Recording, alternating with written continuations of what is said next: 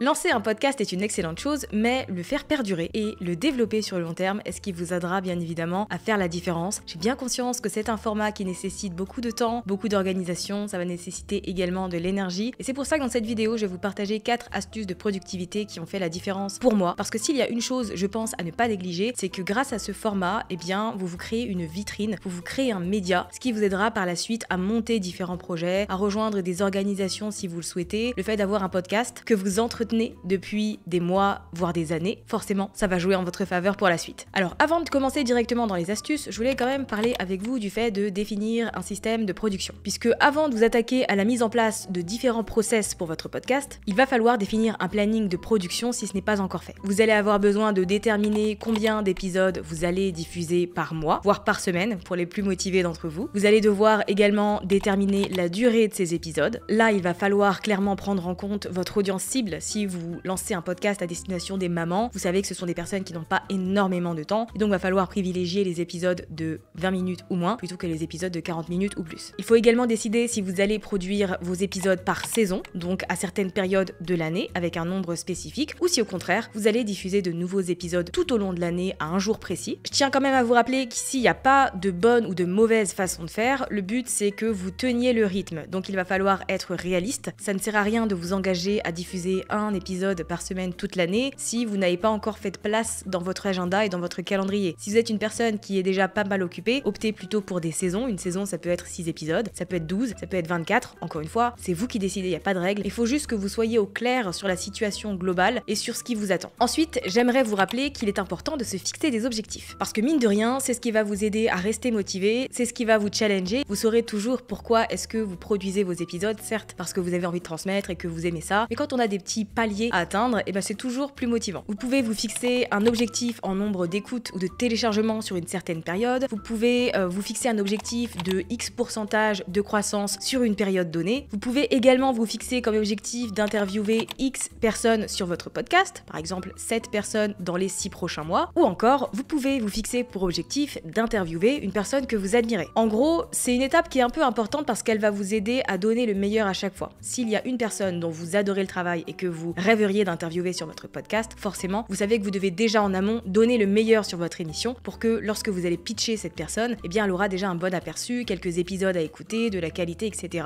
Donc on va dire que c'est la petite carotte, c'est ça. C'est ce dont on a besoin en général pour se motiver à toujours se surpasser. Alors la première astuce de productivité, c'est de toujours planifier son contenu au mois. En gros, si vous décidez de diffuser vos épisodes de podcast une fois par semaine, eh bien vous savez que vous devez prévoir 4 épisodes pour le mois en question. Et pour déterminer les sujets, forcément vous allez penser à la cible de vos épisodes et surtout à la meilleure façon dont vous pourriez l'aider, dont vous pourriez lui apporter de la valeur. C'est un peu la même manière de faire pour tous les formats, que ce soit une chaîne YouTube, un compte sur les réseaux sociaux, etc. En fait, il faut toujours partir de la personne que vous voulez atteindre et vous demander comment est-ce que vous pourrez l'aider. Si je vous donne un exemple, mon domaine d'expertise peut être Pinterest et ma cible peut être les créateurs de contenu. Et donc l'un des épisodes que je pourrais faire pour démarrer, pour introduire à la fois mes compétences, mais aussi expliquer pourquoi Pinterest serait hyper intéressant pour les créateurs de contenu, eh bien ça peut être comment Pinterest peut développer votre activité de créateur de contenu. Ça va être un épisode assez généraliste qui va venir poser les bases. Le deuxième épisode pourrait être comment optimiser son compte Pinterest pour attirer plus d'abonnés. Le troisième épisode pourrait être une interview avec une personne, un créateur de contenu qui utilise déjà Pinterest, ce qui lui permet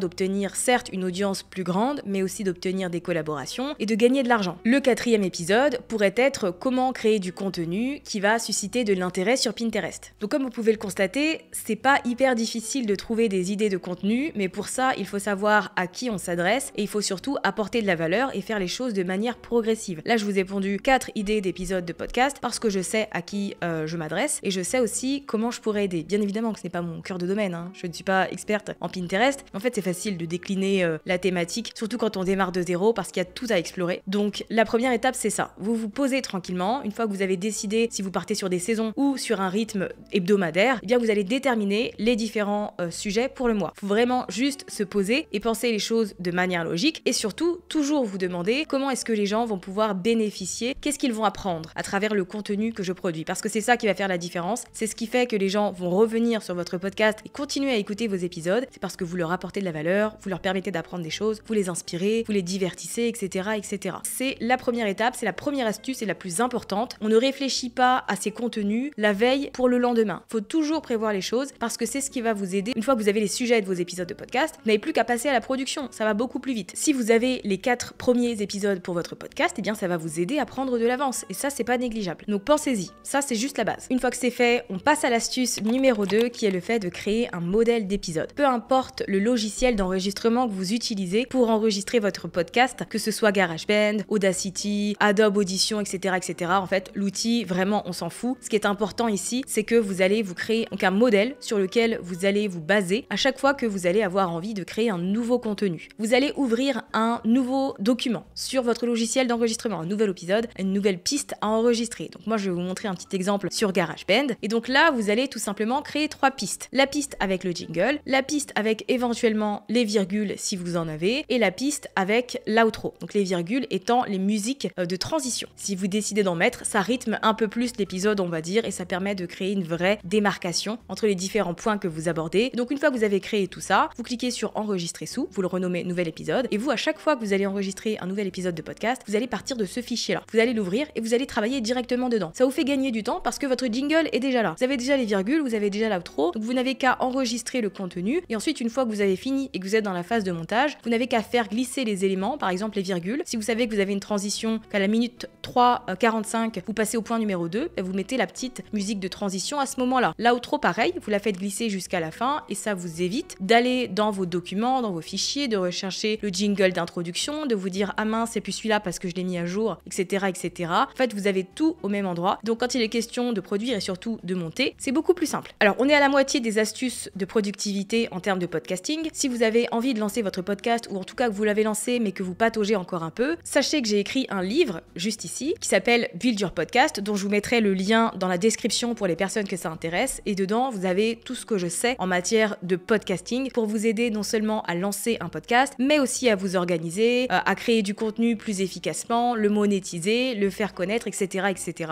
Donc voilà, si jamais ça peut vous aider, sachez que mon livre est présent et à disposition. On passe à l'astuce numéro 3, qui est la méthode du batching. Si vous ne connaissez pas encore le batching, je vous assure que ça va vous changer la vie en matière de productivité et vous pouvez l'appliquer pour tout et n'importe quoi. Le batching, c'est le fait de regrouper certaines tâches et de les effectuer au même moment. Parce qu'en évitant de faire du multitâche, eh bien on est beaucoup plus productif. Je vais vous donner un exemple tout bête. Si vous avez noté vos 4 idées d'épisodes de podcast pour le mois, eh bien vous allez faire en sorte d'écrire tous les scripts au même moment. Vous pouvez soit bloquer une journée entière, soit bloquer une demi-journée, soit bloquer plusieurs jours. Voilà, ça va dépendre de vous et de la façon dont vous travaillez, du temps dont vous avez besoin, etc. Et donc vous allez tout simplement regrouper les tâches similaires. Une fois que vous avez écrit tous les scripts d'épisodes de podcast, eh bien vous allez pouvoir les enregistrer. Si 4 ça fait trop pour vous, pouvez commencer par 2 tranquillement pour tester la méthode. Si je reprends l'exemple que je vous ai donné dans l'astuce numéro 1 là avec l'expert Pinterest pour les créateurs de contenu, il y avait 3 épisodes à enregistrer seul et une interview, si vous vous souvenez bien. Parce que je peux faire, pour ma part, si je veux batcher tout ça, eh bien c'est que je vais batcher les 3 épisodes solo. Parce que là, ça dépend que de moi et de mon temps, de mon organisation. Donc je vais bloquer une journée, par exemple mon lundi, voilà, je reviens de week-end et je vais écrire les différents scripts de ces 3 épisodes. Ensuite, je vais bloquer tout mon mercredi et je vais enregistrer ces épisodes-là. Donc ils seront prêts pour la suite. Et pour l'interview, j'ai juste à contacter la personne, organiser un peu les choses en fonction de ses disponibilités, etc.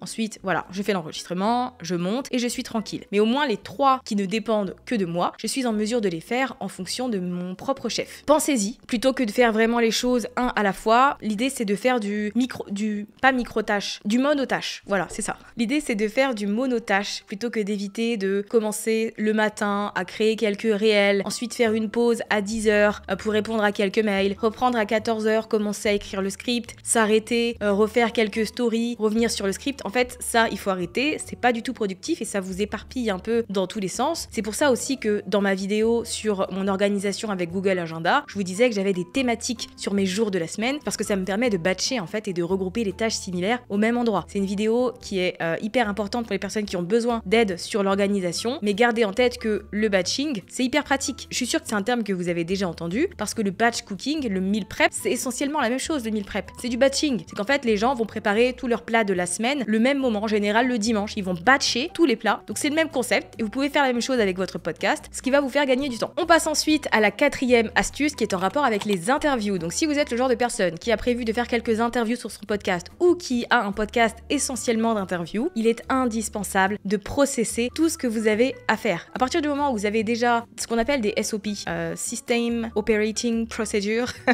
Désolée, on va dire SOP, on va dire process, c'est plus simple. Mais dans l'idée, comme ce sont des tâches répétitives, le fait de pitcher une personne, de lui envoyer vos disponibilités pour les rendez-vous, etc., etc., vous avez la possibilité de créer des exemples prêts à l'emploi pour que à chaque fois vous puissiez gagner du temps et éviter les allers-retours inutiles. Donc par exemple, vous allez dans un premier temps créer un modèle d'email qui va être la base de votre pitch, puisque bien évidemment, il va falloir personnaliser cet email par la suite en fonction de la personne que vous avez en face de vous. Mais dans l'idée, cet email peut comprendre à la fois un premier paragraphe où vous vous adressez à votre invité, donc ce sera ajusté par la suite, expliquer pourquoi est-ce que vous aimez ce que cette personne fait, pourquoi est-ce que vous l'admirez. Si vous pouvez citer des exemples assez précis de ce qu'ils ont pu faire, ça leur montre que vous ne les avez pas choisis au hasard et que vous êtes vraiment attentif et attentive à ce qu'ils font et à leur travail. Ensuite, il faut un paragraphe où vous parlez de vous. Ça peut être le même dans tous les emails que vous allez envoyer. En soi, on s'en fout, c'est un email qui présente qui vous êtes, ce que vous faites, à qui vous vous adressez et ce que vous avez déjà pu accomplir. Si, je sais pas, vous avez été cité dans des magazines, vous avez participé à certains projets, voilà, peu importe ce que c'est, vous pouvez le mentionner à cet endroit-là. Ensuite, vous présentez votre émission, donc votre podcast, comment il s'appelle, un peu de statistiques, c'est toujours bien pour convaincre. Expliquez aussi à cette personne pourquoi ce serait bénéfique pour elle d'intervenir dans votre podcast. Ça, bien évidemment, ça va aussi être à ajuster, mais vous pouvez mettre une base par la suite. Vous pouvez mettre une base dans le modèle de pitch que vous ajusterez plus tard. Ce que vous pouvez faire pour gagner du temps, c'est utiliser un outil comme Calendly, comme Acuity ou encore comme Chrome ou Google Agenda. Maintenant, on a la possibilité de partager un lien de réservation où les gens vont pouvoir bloquer un créneau en fonction de nos disponibilités. Et donc, ça évite les allers-retours par email. Je suis disponible à telle date, à telle heure, à telle date. En fait, non, juste on envoie un lien. La personne peut sélectionner le créneau qui lui convient. Ça crée un lien Google Meet ou un lien Zoom. Et ensuite, vous, par la suite, vous pouvez revenir et préciser plus d'informations si besoin. Et déjà, si vous pouvez créer cet agenda en ligne, ça va vous faire gagner du temps. Vous avez le premier mail de pitch que vous envoyez. Soit la personne vous répond et vous dit oui, vous êtes hyper content. Dans ce cas-là, vous lui envoyez le lien de réservation. Si la personne ne vous répond pas, vous pouvez avoir un deuxième email que vous allez envoyer une dizaine de jours plus tard et qui va être là pour relance. Donc soit à ce moment-là, la personne répond, soit elle répond pas. Et dans ce cas-là, vous pouvez retenter dans quelques semaines ou dans quelques mois. Rien ne vous empêche de revenir un peu plus tard. Et ensuite, vous pouvez créer un dernier email qui va être envoyé une fois l'enregistrement terminé. Une fois que vous avez fait votre interview, que vous avez passé un bon moment, etc., vous pouvez créer un email, cette fois-ci qui peut être à peu près le même pour tout le monde, juste pour remercier la personne, pour lui dire, eh bien merci pour ton temps, j'ai passé un excellent moment, je suis sûre que mon audience va adorer tout ça. L'épisode sera disponible à telle date et à telle heure, je t'enverrai le lien, merci encore, à bientôt. Voilà, c'est hyper simple et c'est efficace. Et donc ça déjà, ce sont 4 astuces que vous pouvez mettre en place dès aujourd'hui pour gagner du temps avec votre podcast et faire en sorte d'optimiser les choses, de passer moins de temps sur la gestion, on va dire, et plus dans la création de contenu et dans ce pourquoi vous avez créé votre émission tout simplement. Je vous le répète, et avec un podcast, vous pouvez avoir de belles opportunités, puisque je vous parlais tout à l'heure de mon livre. En fait, ce livre, j'ai été contactée par une maison d'édition qui m'a découverte à travers mon podcast. Donc ne vous limitez pas et sachez que ça peut être un super média et un super tremplin pour ce que vous avez à partager. Si ce n'est pas encore fait, n'hésitez pas à vous abonner à cette chaîne. Je mets en ligne 3 vidéos par semaine sur le mois de janvier. Et sinon, je vous laisse avec ma vidéo sur Google Agenda. Je vous explique comment je m'organise à la semaine. À bientôt!